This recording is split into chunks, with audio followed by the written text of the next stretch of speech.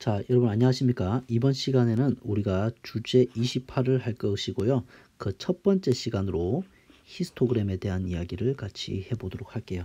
자, 우리가 지난 시간까지 도수분포표에 대한 이야기를 했죠. 그전에는 이과 줄기 그림이라는 것을 했죠. 이과 줄기 그림은 굉장히 시각적이고 직관적으로 어떤 우리가 별량들을 파악할 수가 있었고, 하지만 데이터가 많아지면 많아질수록 좀 그것을 표현하는데 어려움이 있었죠. 그래서 등장한 게 도수분포표였고, 하지만 도수분포표 같은 것은 많은 데이터들을 우리가 체계적으로 정리할 수가 있었음에도 불구하고 직관성이 좀 부족했어요. 그래서 그런 부분에서 직관적으로 데이터들을 빨리빨리 해석하는데 좀 어려움이 있었어요. 자, 그래서 등장한 게 바로 히스토그램이에요. 지금 여기에 주어지는 도수분포표가 있죠. 얘는 지금 도수분포표잖아요. 그죠? 이 도수분포표가 그렇게 직관적이지 않아서 데이터가 한눈에 안 보인단 말이야. 그래서 우리가 얘네들을 좀 더 시각적으로 좀 표현해보자. 그래서 어떻게 했냐면은 우리가 여기 별량 부분 보입니까? 여기 계급, 이런 계급 부분 있죠. 자, 이 계급 부분 뭐 45에서 50, 50에서 55, 55에서 60, 뭐 이런 것들을 바로 어디 쪽에 넣냐면 이 x축에다가, x축이라고 말하면 안 되죠. 그냥 이 가로축에다가 이렇게 표현을 했어요. 그래서 여기 보면 보입니까? 자, 45에서 50, 50에서 55, 55에서 60, 60에서 65, 65에서 70, 70, 뭐 이런 식으로 지금 다섯 개의 계급이 그대로 가로축에 표현된 것을 볼 수 있죠. 그리고 이 세로축은 뭐냐면 바로 이 세로축은 이 도수잖아요. 그죠? 이 도수는 어디에 표현된 거예요? 이 도수는 바로 이 세로축에 세로축에 이렇게 표현된 것을 우리가 볼 수가 있죠. 도수는 이렇게 세로축에 표현한 거예요. 그래서 간격도 역시 보면은 우리가 도수가 1에서부터 가장 작은 게 1이고 가장 큰 게 11이니까 적당히 한 13칸 정도 여유 있게 준 거죠. 그래서 1, 2, 3, 4, 5, 6, 7, 8, 9, 10, 11 최대 12까지의 도수를 표현할 수 있게 이렇게 표현해 놓고, 그래서 5에서 자 보니까 어때요? 45 이상 50 미만이 한 개니까 45 이상 50 미만이 한 개니까 이렇게 해가지고 다각형을 하나 표현해 놨죠. 그 다음에 50에서 55 사이의 계급은 6개의 도수가 있잖아요. 그러니까 50에서 55칸에는 6, 여기에 떡떡떡떡 가서 이렇게 다각형을 그리면 되겠죠. 이렇게 그리고 그 다음에 55에서 60 사이의 도수는 얼마예요? 55에서 60 사이의 도수는 9잖아요. 그럼 여기가 9니까 이렇게 가면 자, 이렇게 해가지고 다음 이렇게 다각형을 직사각형을 그릴 수 있죠. 60에서 65 사이는 도수가 11개 있으니까 11개, 여기가 11이죠. 떡떡떡떡떡떡 가면은 자, 이렇게 생긴 직사각형을 우리가 그려주면 되겠죠. 이렇게. 그 다음 65에서 70 사이에는 도수가 3이니까 3은 여기겠죠. 이렇게 가서 이 부분 이렇게 해서 우리가 직사각형들을 표현해서 이게 바로 도수분포 다각형이라고 말하는 거예요. 다각형으로 우리가 도수분포표를 표현한 거죠. 자, 이런 것을 우리는 이런 것을 바로 도수분포 다각형이 아니고 죄송해요. 히스토그램. 얘를 바로 뭐라고 한다? 이런 것을 오늘 배우는 히스토그램이라고 말하는 거예요. 자, 그래서 히스토그램 정리할게요. 히스토그램이라고 하는 것은 도수분포표의 계급의 크기를 이렇게 가로로, 그 다음에 각 계급에 있는 도수를 이렇게 세로로 하는 직사각형으로 나타낸 그래프.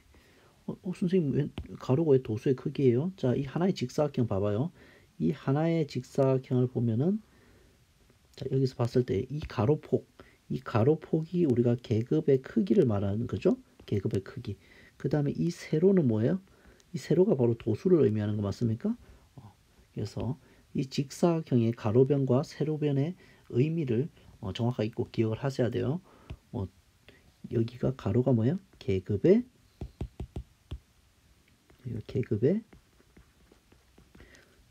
이제 간격, 크기잖아요. 크기, 여기가 계급의 크기가 들어가는 거예요. 그죠? 히스토그램을 그리는 방법은 뭐 잘 읽어보시고, 이 히스토그램의 특징은 결국에 뭐냐면 이게 이 히스토그램이 태어나게 된 원인이겠죠. 뭐예요? 자료의 특성과 자료의 분포 상태를 한눈에 알아볼 수 있게 직관적으로 도수 분포표를 직관적으로 해석할 수 있게 하는 게 바로 히스토그램의 태생적인 이유죠. 자, 그래서 여기서 보면 직사각형의 넓이는 무엇을 의미하느냐? 이 직사각형의 넓이는 가로의 길이인 각 계급의 도수에 정비례한다. 뭐 이해해보면 상식적으로, 왜냐하면 계급의 크기, 즉 가로는 변하지 않으니까 직사각형의 넓이라는 것은 다시 말하면 세로의 길이를 말하는 건데, 세로의 길이는 바로 여기 있는 도수거든요. 각 계급에 대한 도수니까 그게 도수에 정비례하겠죠. 자, 뭐 이런 내용은 그냥 지나가도 될 것 같아요. 상식이니까. 자, 이 보기는 여러분들이 한번 표현해 보세요. 아까 선생님 표현해 줬던 것들을 바탕으로 해서 그냥 지나가도 될 것 같아요. 자, 여기서 개념 확인 2번 한번 같이 풀어보죠. 개념 확인 2번. 자, 각 계급의 개수는 이게 개수겠죠. 하나, 둘, 셋, 넷, 다섯, 6개네요. 6개. 계급의 크기는 바로 이 막대의 가로폭이죠. 이 막대의 가로폭 얼마예요? 뭐 7에서 8, 8에서 9, 9에서 10. 폭이 얼마예요? 1이잖아요. 1. 폭이 1이잖아요. 그죠? 계급의 크기는 1이겠네요. 자, 도수가 가장 큰 계급. 도수는 이 세로축인데 도수가 가장 큰 계급은 여기가 12, 여기죠. 도수가 가장 큰 게, 그죠? 가장 큰 게 여기죠. 그럼 그 계급은 뭐예요? 8에서 9 사이네요. 그죠? 8에서 9 사이네요. 8에서 9. 그죠?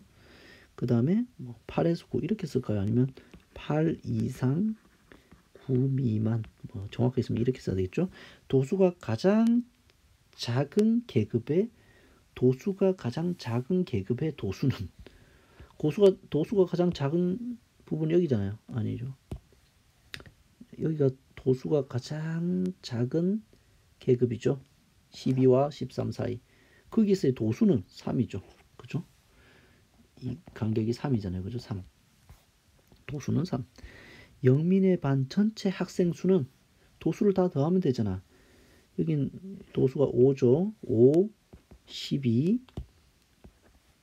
10, 7, 5, 3. 이거 다 더해주면 도수의 총합이 되겠네요. 그죠?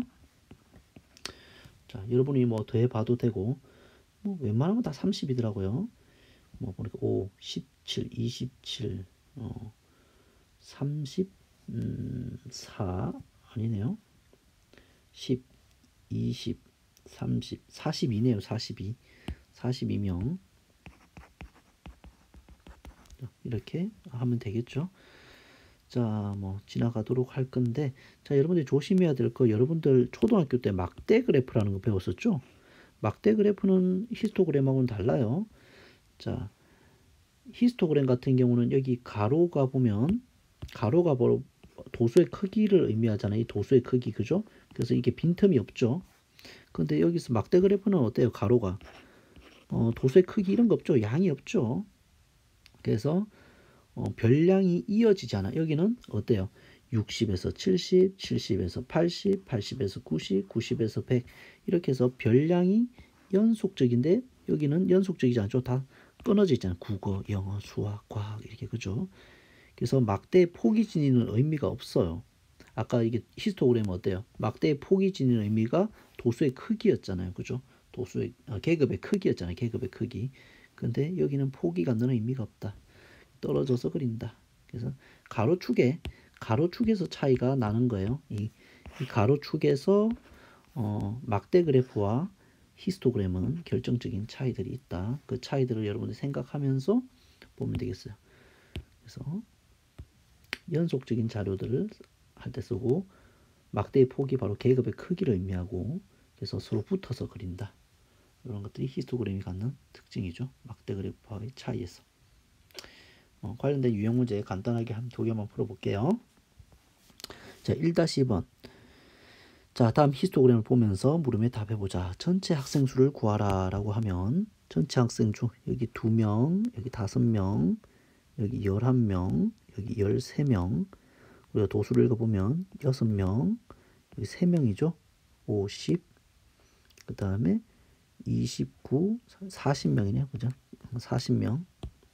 전체 학생 수는 40명이고 도수가 가장 큰 계급. 도수가 가장 큰 계급은 어디예요? 도수가 여기가 가장 크죠. 거기에 따른 계급은 이렇게 내려가 보면은 바로 55 이상 60 미만이네요. 그죠? 55 이상 60 미만. 직사각형의 넓이의 합을 구하여라. 직사각형의 넓이의 합을 구하여라.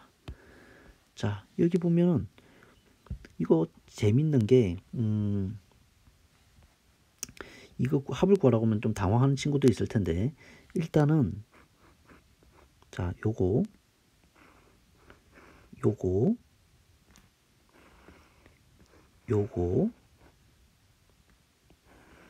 그다음에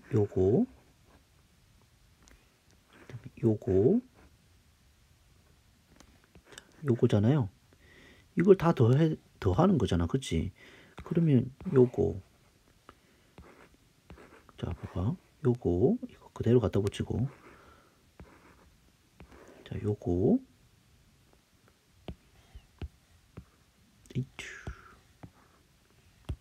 자, 그 다음에 요거 이렇게 붙여나갈 거 아니에요. 그죠? 그리고 요거 직관적으로 선생님 보여줄게요. 그 다음에 요거잖아요. 그럼 길이는 지금 이게 2고 5고 11이고 13이고 6이고 3이고 이 가로 길이는 결국엔 도수의 합이죠. 의 총합이에요. 도수의 총합. 아까 얼마였어요? 도수의 총합 40이었잖아요. 40명. 그리고 이 가로는 얼마예요? 가로는 도수의 크기죠. 그죠? 그래서 넓이라고 하는 것은 결국에는 이 폭 도수의 크기죠. 도수의 크기에다가 총합을 더하면 되죠. 총합을 곱하면 되죠. 가로 곱하기 세로. 그래서 그 본질을 안다면 넓이 합이라고 하는 것은 도수의 크기 곱하기 도수의 총합. 여기 쓸까요?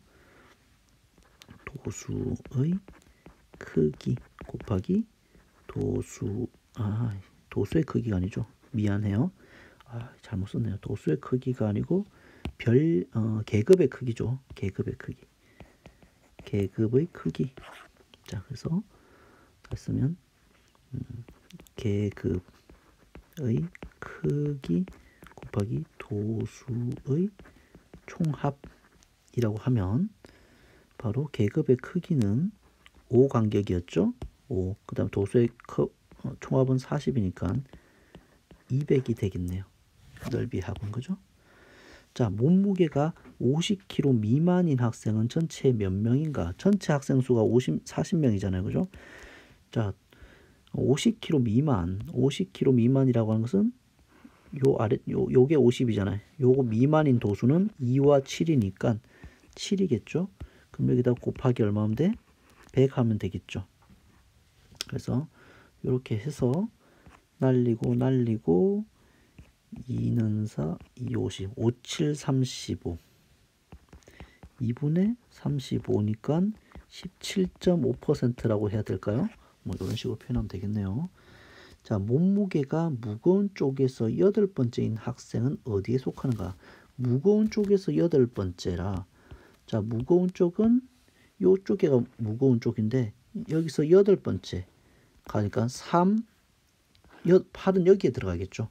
그래서 60에서 65 사이가 되겠네요. 계급은 60 이상 65 미만인 계급이 되겠네요. 그죠? 이게 얘가 8번째가 되겠어요. 자, 이런 식으로 구하는 거죠. 자, 그 다음 찢어진 히스토그램 관련된 문제도 풀어보면 좋은데 이건 수업 시간에 합시다. 좀 너무 많이 해서 좀 여기서 자르는 게 좋겠어요. 자, 수고하셨습니다.